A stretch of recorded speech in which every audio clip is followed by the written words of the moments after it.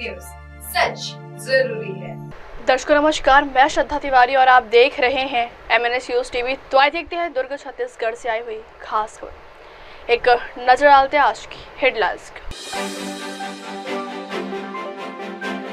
दुर्ग महिला वकील के साथ हुए साइबर फ्रॉड के आरोपी गिरफ्तार।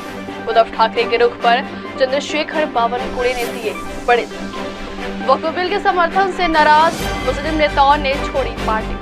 तो आइए देखते हैं दुर्ग से आई हुई स्टेट हेड हनु नायक की खास खबर। दुर्ग महिला वकील के साथ हुए साइबर फ्रॉड के आरोपी गिरफ्तार। दुर्ग कोतवाली अंतर्गत महिला वकील फरीहा कुरैशी द्वारा कोतवाली पुलिस की थी अपराध, जिसमें दिल्ली पुलिस बनकर 41,000 रुपए ठगी किया गया था, जिस पर दुर्ग पुलिस ने गिरफ्तार किया है। 2 आरोपी गिरफ्तार किया गया है, दोनों गुजरात के। केस हुआ था जिसमें प्रार्थियां हैं फरिया अमीन कुरैशी जो पेशे से वकील हैं, उनके साथ 41 लाख रुपीज़ का साइबर फ्रॉड केस हुआ था।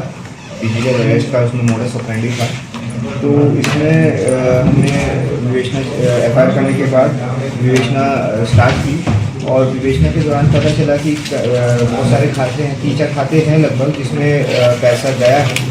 तो उसमें जब हमने ट्रैक करना शुरू किया तो एक चेन बनी, उसमें गुजरात के कुछ लोगों का नाम आया और इसमें गुजरात का राजकोट ग्रामीण बैंक है, उसमें एक बैंक अकाउंट में लगभग 9,50,000 रुपये पैसा गया है प्रार्थी के अकाउंट से।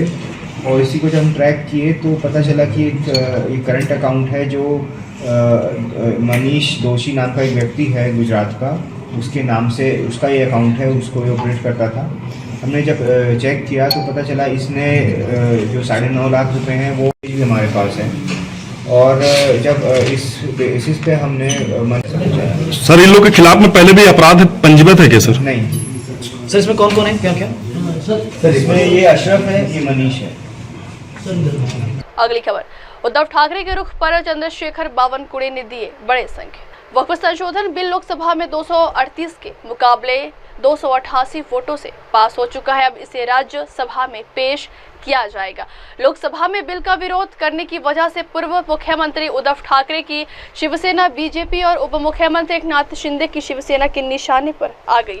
बीजेपी के नेता एक तरफ बिल को मुसलमानों के हित में लिया गया निर्णय बता रहे हैं, तो वहीं दूसरी तरफ उद्धव के हिंदुत्व पर एक सवाल उठा रहे हैं। उद्धव ठाकरे ने बिल को लेकर संदेह जताते हुए कहा कि बीजेपी की नजर आज वक्फ की जमीन पर है, तो कल हिंदुओं की धार्मिक संस्थान पर भी एक खतरा आ सकता है। उद्धव ने बीजेपी पर जोरदार हमला बोलते हुए कहा कि बीजेपी की भूमिका फिलहाल समझ से परे है।